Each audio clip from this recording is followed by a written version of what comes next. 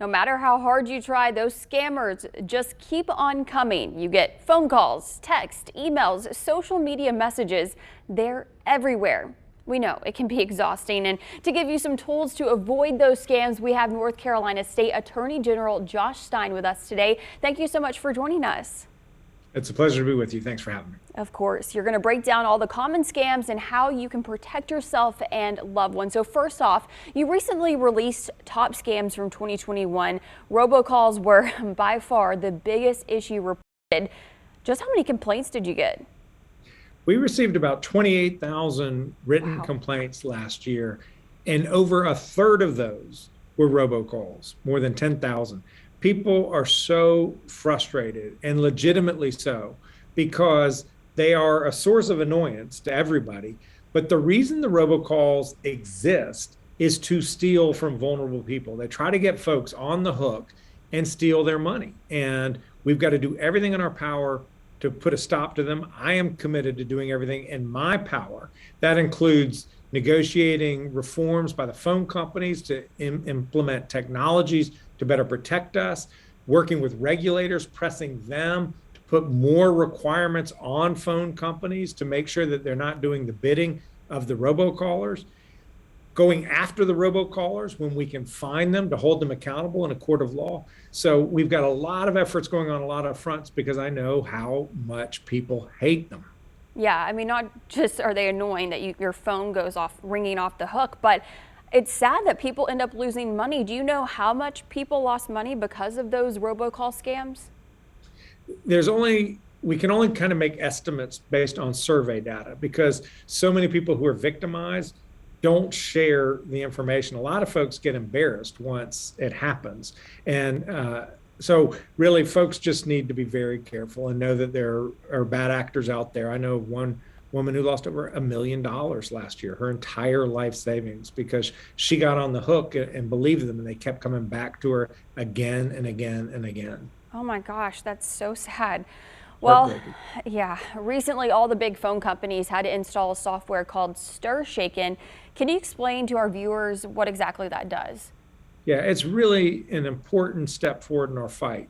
StirShaken requires all phone companies to deploy technology that puts a digital signature on each phone call so that the call that displays on your caller ID is the actual number the call is coming from.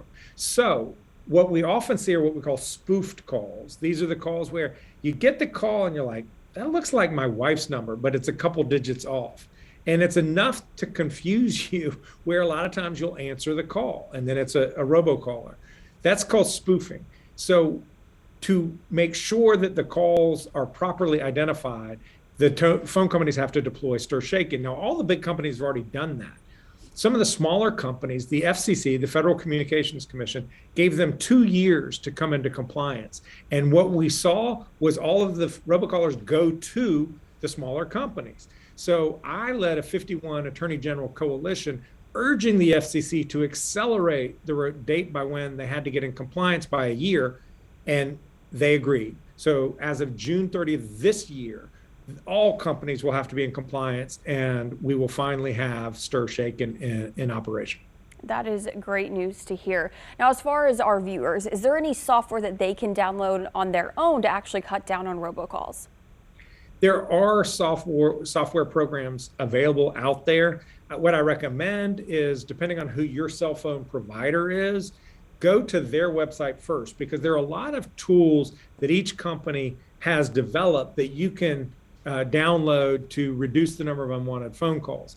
Now, one thing that I did a couple of years ago, led another 51 Attorney General AG coalition to negotiate with these phone companies to have them implement the software at the company-wide level that gets put onto the phone network, so you and I don't have to do anything. The default is that many of these calls get screened out, and it's actually had great effect. Now, you wouldn't know that because so many calls still get through, but if it weren't for what we negotiated with all the big carriers, you would get, sadly, even more.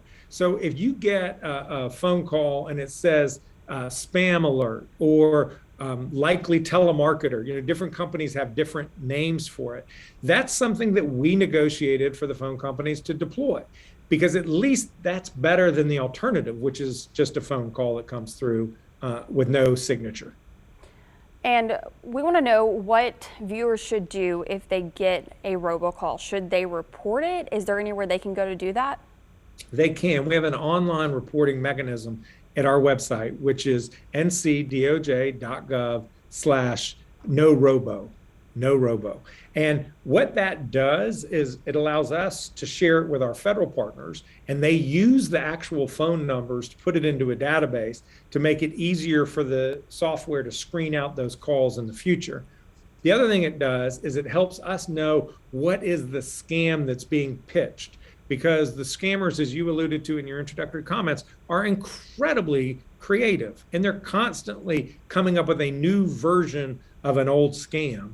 And when we learn about it, we can then spread the word to the people of North Carolina so folks can be on the lookout and protect themselves. Yeah, those scammers are definitely savvy. Well, we're going to take a quick break, but when we come back, we're going to talk all things price gouging and COVID-19. We'll keep giving you all you need to know to protect yourself from getting scammed next.